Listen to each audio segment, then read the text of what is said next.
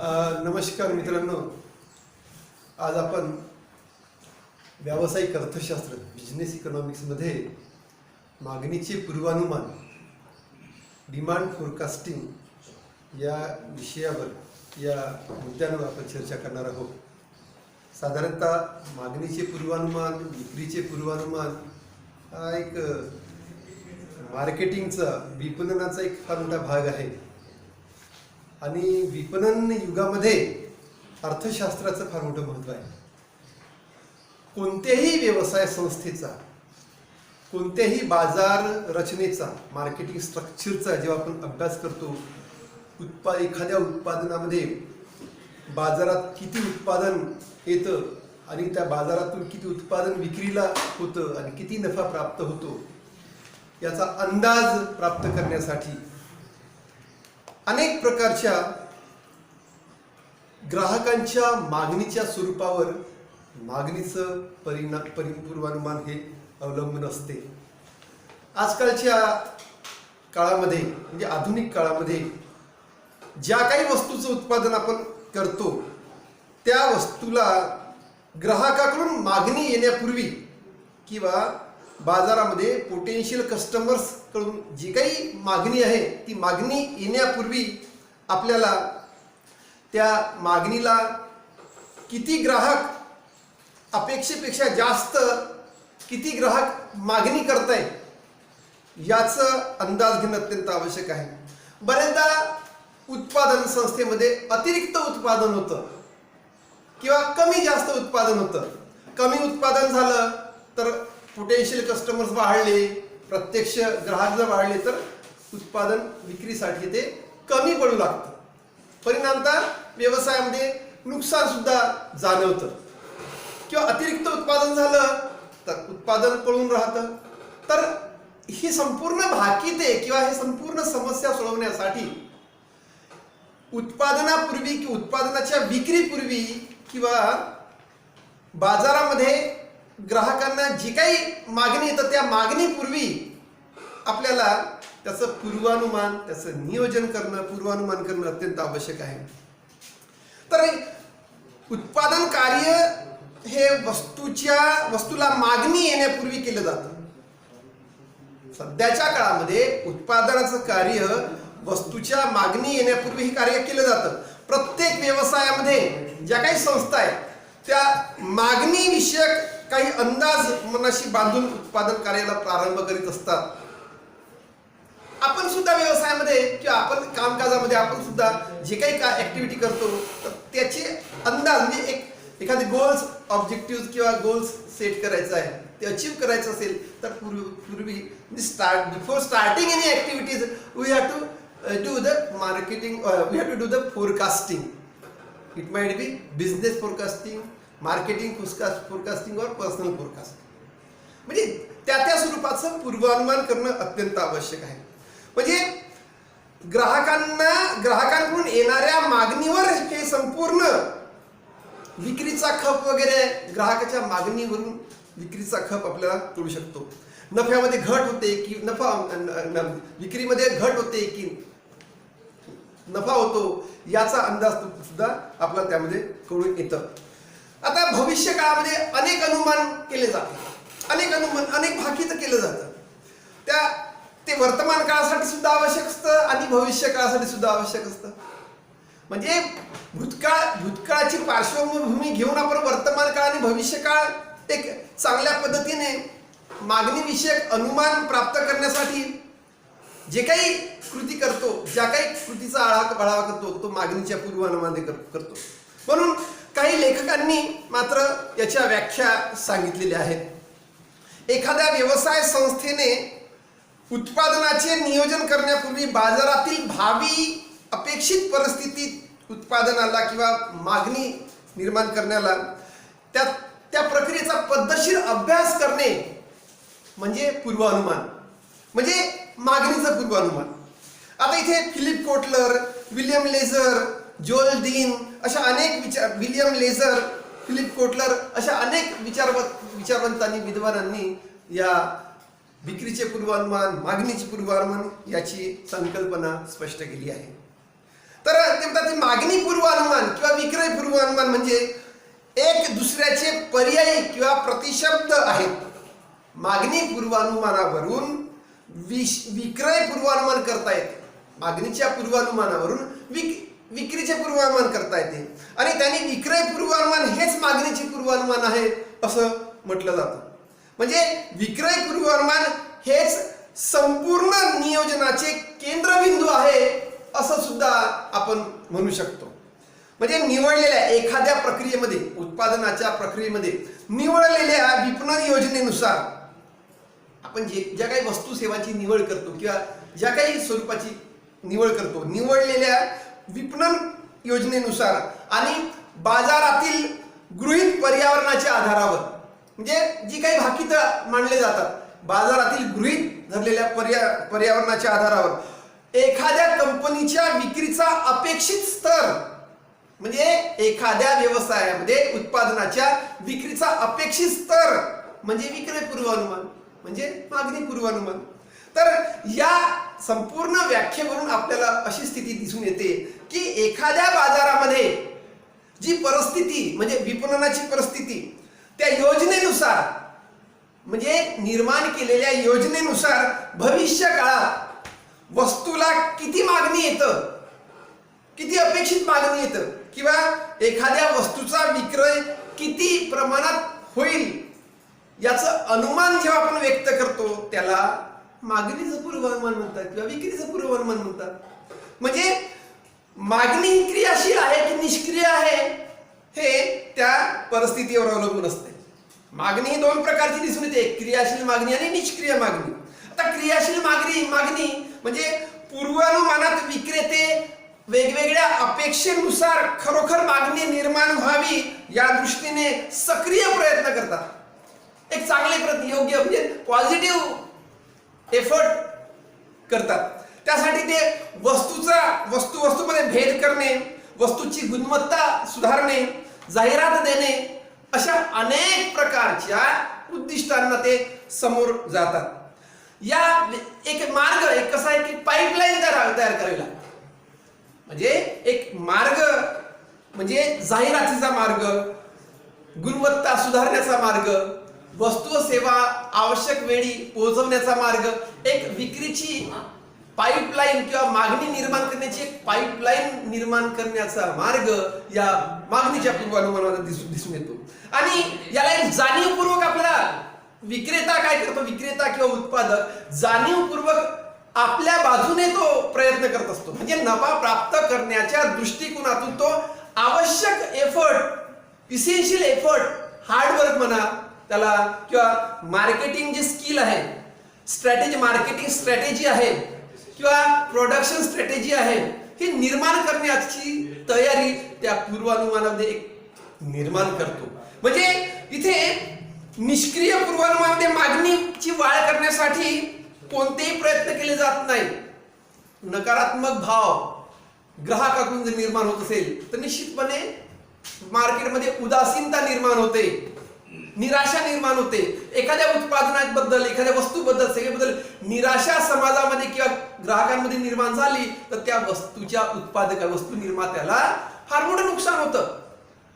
तर त्यासाठी अनेक प्रकारचे जे भाकिताचे सक्रिय आणि निष्क्रिय पूर्वानुमान, यामध्ये सक्रिय पूर्वानुमान आपल्या व्यवसायामध्ये फार मोठं स्थान निर्माण करतं. आणि जी काही क्रायसिस निर्माण होतात, जे काही संकट निर्माण होतात, आर्थिक संकट, विक्रीची संकट, उत्पादन वस्तू व सेवेची निर्माण करणे आणि त्या व्यवसायामध्ये विक्री करण्यामध्ये जी काही संकट निर्माण होतात, जी काही प्रॉब्लेम निर्माण होतात, ते प्रॉब्लेम सॉल्व्ह करण्यासाठी पूर्वानुमान योग्य दिशेने त्या एक्सपर्ट व्यक्तीने जर समजा ते पूर्वानुमान योग्य पद्धतीने केलं, आपण व्यावसायिक अर्थशास्त्र शिकतोय तर व्यावसायिक अर्थतज्ञाकडून, प्रबंधकीय अर्थतज्ञाकडून जर पूर्वानुमान योग्य पद्धतीने आणि कौशल्याचा उपयोग करून चांगल्या प्रकारचा प्रयत्न करून जर ते पूर्वानुमान केलं तर अपेक्षित नियोजन मात्र अत्यंत चांगल्या पद्धतीने नियोजनाची सुरुवात होऊ शकते. म्हणजे नियोजनाची सुरुवात नव्हे तर संपूर्ण उद्दिष्ट, व्यवसायाची उद्दिष्ट आपण ते चांगल्या पद्धतीने अचीव करू शकतो. आता मागणीच्या पूर्वानुमानाची काही वैशिष्ट्ये आहेत. आपल्याला माहिती आहे बाजारपेठेमध्ये गळेकापूस स्पर्धा आहे. अर्थव्यवस्थेमध्ये एखाद्या देशाची अर्थव्यवस्था सुधारण्यासाठी उद्योग, व्यापार, व्यवसाय, शेती या क्षेत्राकडे फार मोठं म्हणजे कॉन्सन्ट्रेशन म्हणतो आपण, किंवा निरीक्षण करणं, त्याचं ऑब्झर्वेशन करणं किंवा त्याला महत्त्व देणं फार महत्त्वाचं आहे. तर मागणी पूर्वानुमान एका विशिष्ट भविष्य काळातील विक्रीचं अनुमान असते. मागणीचं पूर्वानुमान हे एक भविष्य काळातील विक्रीचं अनुमान असते. पूर्वानुमान म्हटलं तर भूतकालीन तसेच वर्तमानकालीन अनुभव आणि भविष्यातील संभाव्य बदलावर मागणीचं पूर्वानुमान आधारित असू शकते. एखाद्या मागणीच्या पूर्वानुमानामध्ये विशिष्ट काळाकरिता किंवा निश्चित किमतीकरिता ते पूर्वानुमान केलं जाणं अत्यंत महत्वाचं आहे. हे मागणीचं पूर्वानुमान केवळ काही मनोरंजनाचा भाग नाही. उत्पादक काही बाजारामध्ये आपली उत्पादन शक्ती पणाला लावून गळेकापूस स्पर्धेला मात करण्यासाठी जे काही प्रयत्न करतात त्यामध्ये किंमत निश्चितीवर संपूर्ण त्याचा जोर असला पाहिजे. एका विशिष्ट वेळेमध्ये त्याची वस्तूला किंमत निश्चिती प्राप्त झाली पाहिजे. म्हणजे अपेक्षित नफा प्राप्त करण्याला वस्तू व सेवेच्या किमती ठरवण्यासाठी पूर्वानुमान करणं अत्यंत आवश्यक आहे. आणि पूर्वानुमान हे वस्तूचे परिमाण आणि किमतीच्या स्वरूपात व्यक्त करणं अत्यंत आवश्यक आहे. म्हणजे वस्तू व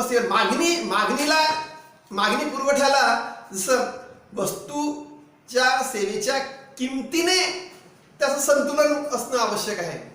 आणि ते संतुलन हे विशिष्ट एक पर्याप्त प्रमाणात सुद्धा नसलं पाहिजे आणि कमी प्रमाणात सुद्धा नसलं पाहिजे.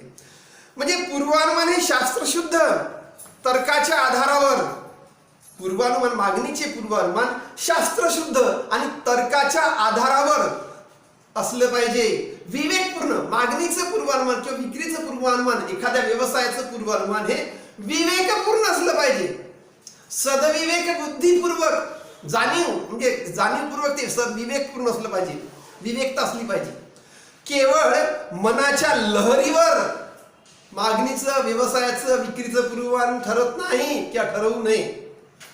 किंवा कपोलकल्पित गोष्टी सुद्धा त्या मागणीच्या पूर्वानुमानामध्ये निर्माण करू नये. म्हणजे आपण दैववादी आहोत. आपल्या देशात अंधश्रद्धा आहे. बाजारामध्ये अंधश्रद्धेवर बाजार उभा नसतो. अंधश्रद्धा किंवा बाजारामध्ये कपोलकल्पित गोष्टी निर्माण करून उत्पादकाने जर समजा आपलं उत्पादन विकायला काढलं तो तिथेच थांबतोय.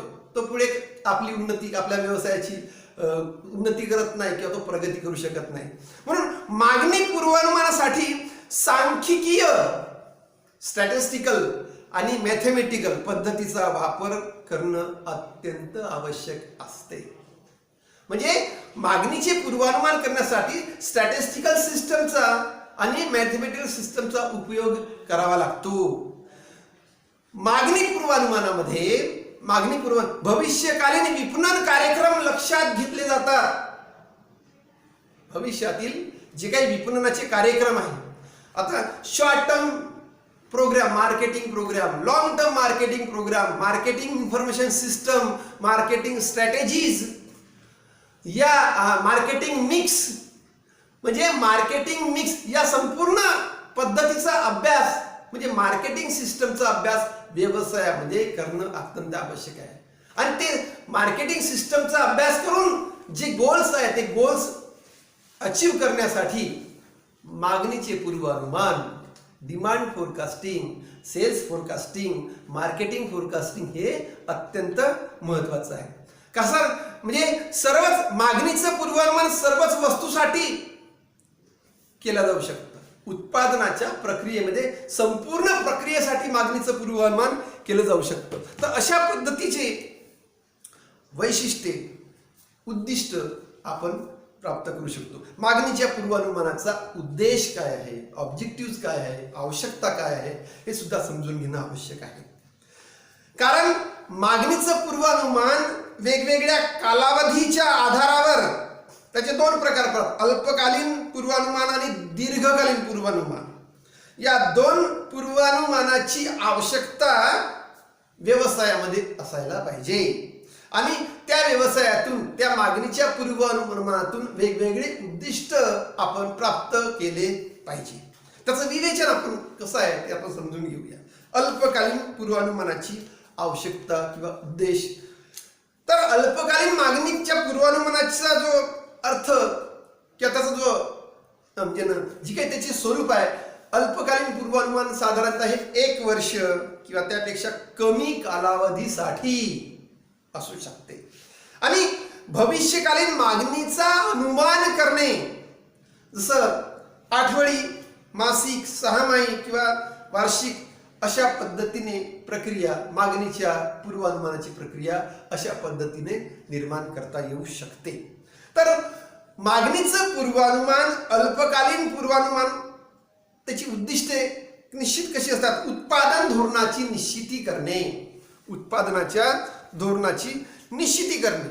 आता उत्पादनाच्या धोरणाची निश्चिती करण्यासाठी संस्थेला, एखाद्या व्यावसायिक संस्थेला आपल्या उत्पादनाचे धोरण निश्चित जर करायचे असेल, निश्चित ठरवायचे असेल, तर त्याने त्या उत्पादन संस्थेने मागणीच्या पूर्वानुमानाची आवश्यकता काय आहे हे समजून घेणं आवश्यक आहे.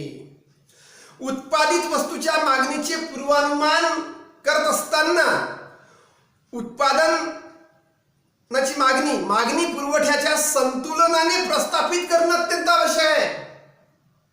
अर्थशास्त्राच्या सिद्धांतामध्ये मागणीचा सिद्धांत, पुरवठ्याचा सिद्धांत, तटस्थ वक्राचा सिद्धांत, मागणीच्या लवचिकतेचा सिद्धांत, म्हणजे अशा अनेक प्रकारच्या सिद्धांताचा अभ्यास का करतो आपण? कारण अर्थशास्त्राच्या पद्धतीने उत्पादन संस्था वाढली पाहिजे. आणि मग मागणी पुरवठ्याच्या संतुलन प्रस्थापित करण्यासाठी, त्यासाठी उत्पादन अपुरं पडायला नको किंवा परिस्थितीजन्य, म्हणजे त्या बाजारपेठेमध्ये त्या संस्थेचं उत्पादन, त्या व्यवसायाचं उत्पादन किंवा त्या कारखान्याचं उत्पादन बाजारपेठेमध्ये कमी पडायला नको. जर ते कमी पडत असेल आणि अतिरिक्त ग्राहक जर झाले, तर उत्पादकाला कुठेतरी नियोजन करताना किंवा पूर्वानुमान करताना काही त्रुटी राहून गेल्या, इकॉनॉमिक एक्सपर्ट त्याला कमजोर मिळाले, असे निष्कर्ष निघू शकतात. सगळं खापर त्या मॅनेजिंग डायरेक्टरवर, जो काही चेअरमन असतो किंवा जे काही हेड असतो त्या कंपनीचा, त्यावर किंवा त्याच्या बिझनेस स्ट्रॅटेजीवर त्याचा परिणाम पडतो. अनेक प्रकारची टीका टिप्पणी केली जाते. कच्च्या मालाची नियमित उपलब्धता निर्माण करण्यासाठी अल्पकालीन मागणीचं पूर्वानुमान करणं अत्यंत आवश्यक आहे. कच्च्या मालाची नियमित उपलब्धता करणे म्हणजे आवश्यकतेनुसार संस्था, कारखाना किंवा व्यवसाय, त्या व्यवसायामध्ये किंवा कारखान्यामध्ये कच्चा माल उपलब्ध व्हावा यासाठी मागणीचं पूर्वानुमान अत्यंत आवश्यक असते. तर कच्चा माल हा शेतातून मिळू शकतो, जंगलातून मिळू शकतं, अनेक प्रकारच्या छोट्या मोठ्या कारखान्यातून कच्चा माल प्राप्त होऊ शकतो, म्हणजे शेतकऱ्यांकडून कच्चा माल प्राप्त होऊ शकतो. हा कच्चा माल बाजार, त्या उत्पादन संस्थेमध्ये नियमित मिळाला पाहिजे, कंटिन्युटी असली पाहिजे, कुठल्याही प्रकारचा ब्रेक नसायला पाहिजे.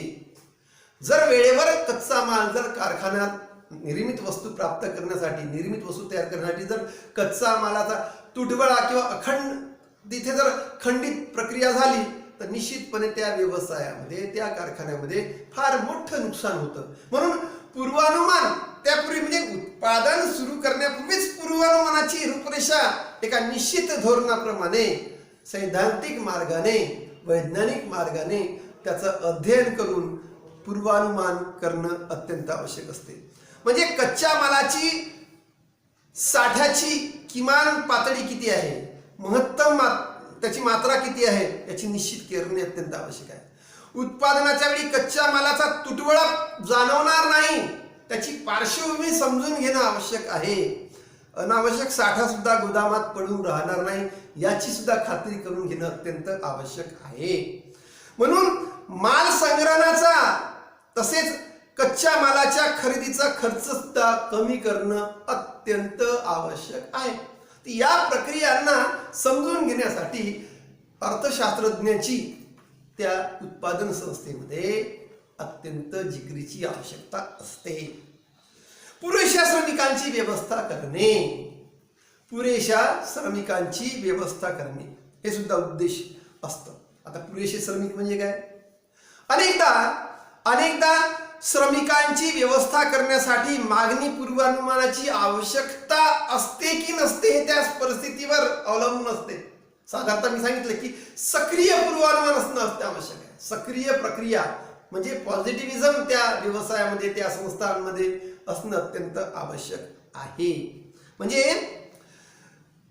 मागणी पूर्वानुमानानुसार श्रमिकांची नियुक्ती जर बरोबर केली तर श्रमिकांचा अभाव जाणवत नाही आणि उत्पादन सुद्धा बंद पडत नाही. म्हणजे कुशल श्रमिकांची किंवा ज्या काही आवश्यकतेप्रमाणे ज्या श्रमिकांची आवश्यकता त्या व्यवसायात पाहिजे तेवढी श्रमिकांची आवश्यकता तिथे परिपूर्ण असणं आवश्यक आहे. आणि हे जर प्रक्रिया जर खंडित पडत असेल तर निश्चितपणे उत्पादन संस्थेवर एकूण उत्पादनावर त्याचा परिणाम हा पडत असतो. आता इथे उत्पादन बंद पडणार नाही. श्रमिकांच्या अभावामुळे कोणतंही उत्पादन बंद पडू नये. मशिनरी आहे, अनेक करोड रुपयाच्या मशिनरी असतात. त्या मशिनरीवर श्रमिक जर समजा कुशल श्रमिक किंवा जे काही श्रमिक आहे ते श्रमिक जर अनियमितपणे जर येत असतील किंवा उत्पादन कार्य खंड पडत असेल तर मात्र धोकादायक होऊ शकतं. उत्पादन संस्था धोक्यात येऊ शकतं. आणि अतिशय काम, अतिरिक्त काम सुद्धा, अतिरिक्त कामाचा बोजा सुद्धा तिथे वाढला नाही पाहिजे. विनाकारण म्हणजे श्रमिक विनाकारण बसून राहणार नाही याची सुद्धा काळजी घेणं आवश्यक आहे. अनेक उत्पादन संस्था या डबघाई झालेल्या आहेत. आजकालच्या काळामध्ये योग्य मागणीच्या पूर्वानुमानाचा अभ्यास न करता जे काही सुरू करतो आपण तिथे अनेक प्रकारचा उपद्व्याप निर्माण होतो, तोटे निर्माण होतात, दोष निर्माण होतात आणि अनेक प्रकारचं डिफॉल्केशन, मिसअप्रोप्रिएशन आणि इनइफिशियंट ऍक्टिव्हिटीज रेज होतात. तर त्यामुळे संपूर्ण गालबोट मागणीच्या पूर्वानुमानामध्ये एक्सपर्टला जातं. म्हणून असं होऊ देऊ नये. नंतर यंत्रसामुग्रीचा महत्तम प्रमाणात वापर करण्यासाठी अल्पकालीन मागणीचं पूर्वानुमान अत्यंत आवश्यक आहे. यंत्रसामुग्रीचा पुरेपूर वापर करण्यासाठी मागणी पूर्वानुमानाची गरज असली पाहिजे. म्हणजे नीड्स अँड वॉन्ट्स, म्हणजे नीड्स अँड वॉन्ट, मार्केटिंगमध्ये नीड्स अँड वॉन्ट्सचं फार महत्व आहे. जर नीड्स अँड वॉन्ट्स निर्माण होत नसेल तर मार्केटिंग सिस्टम उभी राहू शकत नाही. म्हणजे पूर्वानुमानामध्ये त्या संपूर्ण मागणीच्या पूर्वानुमानामध्ये यंत्रसामुग्रीचा परिपूर्ण वापर व्हायला पाहिजे. तंत्रज्ञानाचा संपूर्ण वापर व्हायला पाहिजे. मागणी पूर्वानुमानानुसार तेवढ्या उत्पादन क्षमतेच्या यंत्रसामग्री वापरण्यात आली पाहिजे. म्हणजे ऑपरेटिंग कॉस्ट जास्त व्हायला नको. म्हणजे आपण जे कॉस्ट शीट बनवतोय निर्माणी खर्च, अतिरिक्त निर्माणी खर्च व्हायला नको. एकूण उत्पादनामध्ये समजा जर निर्माणी खर्च वाढला, उत्पादन खर्च वाढला, कार्यालयीन खर्च वाढला तर मात्र त्या प्रक्रियेमध्ये नुकसान होतं, प्रॉफिट होत नाही. तर आपल्याला profit cost of production reduce करणं अत्यंत आवश्यक आहे. स्किलफुल लेबरवर अवलंबून असते. चांगली यंत्रसामुग्री, पुरेशा प्रमाणात चांगली यंत्रसामुग्री तिथे असणं अत्यंत आवश्यक आहे. मागणी पूर्वानुमानानुसार तेवढ्या उत्पादन क्षमतेच्या यंत्रसामुग्रीचा वापर मात्र त्या ठिकाणी अत्यंत योग्य पद्धतीने झाला पाहिजे. आणि यंत्रसामुग्रीची उत्पादन क्षमता विनाकारण पडून राहणार नाही याची दक्षता मात्र मागणीच्या पूर्वानुमानामध्ये जाणीवपूर्वक त्याचा विचार करणं अत्यंत आवश्यक आहे.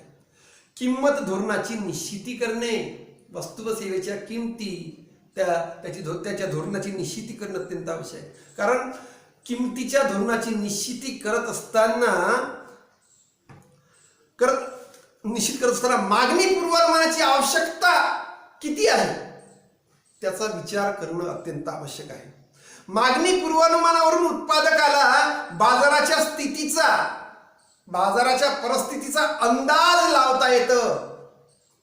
आता बाजाराच्या परिस्थितीचा अंदाज हा पॉझिटिव्ह आहे की निगेटिव्ह आहे, म्हणजे विक्रीची लहर, त्या व्यवसायाच्या उत्पादनाच्या विक्रीची लहर ती पॉझिटिव्ह आहे की निगेटिव्ह आहे हे केव्हा समजेल? कारण पोटेन्शियल कस्टमर जर क्राऊड निर्माण करत असेल, त्या उत्पादनाला खूप मागणी निर्माण करत असेल, तर उत्पादक नवीन उत्पादनाचे तंत्र अधिक निर्माण करून त्या उत्पादनाला गतिमान करण्यासाठी, बाजारामध्ये लवकरात लवकर विक्रीला आणण्यासाठी तो जास्तीत जास्त मागणीच्या पूर्वानुमानाचा अधिकाधिक चांगल्या पद्धतीने वापर करू शकतो. म्हणजे इथे अनेक प्रकारच्या किमती, म्हणजे पूर्वानुमानाची आवश्यकता निर्माण असणं अत्यंत आवश्यक आहे. मागणी पूर्वानुमानावरूनच उत्पादकाला बाजाराच्या स्थितीचा अंदाज लावता येतो. जर बाजारात वस्तूची मागणी कमजोर पडत असेल, कमी पडत असेल, कमकुवत होत असेल, तर अशा स्थितीमध्ये उत्पादन किंमत वाढ करणार नाही. उत्पादन किमतीमध्ये वाढ होऊ शकत नाही. आणि उत्पादनाच्या किमतीमध्ये वाढ होऊ शकत नाही म्हणजे अनेक, आता आपण वर्तमान स्थितीमध्ये कोविड-19च्या प्रक्रियेमध्ये आहोत. जगातल्या अनेक देशामध्ये उत्पादन संस्था ओस पडलेल्या आहे. बाजार क्षेत्र कमजोर झालेले आहे. अर्थशास्त्राची संपूर्ण नीव खचलेली आहे आणि वित्तीय संस्था डबघाई झालेल्या आहे. विक्रीचे म्हणजे मागणीचे पूर्वानुमान, विक्रीचे पूर्वानुमान कितीही आपण योग्य पद्धतीने जर समजा एक्सपर्ट लोकांनी कोणत्या पद्धतीने जरी सांगितलं, त्यांच्या कुशल ज्ञानानुसार जरी तयार केले, पण कोविड-19ने मात्र ते संपूर्ण डबघाई झालेले आहे. म्हणून बाजारामध्ये वस्तूच्या मागणीला जोरदार एक स्पर्धा निर्माण करायची असेल तर उत्पादनाच्या किमतीमध्ये वाढ करणं आणि उत्पादनाच्या किमतीची धोरणं निश्चित करणं हे या कोविड-19 मध्ये एक आव्हान आहे असं मी समजतो. तर यामध्ये मी इथे मागणीची पूर्वानुमान, त्याची आवश्यकता, उद्दिष्टे ही काय इथे मी थांबतोय आणि थँक्यू.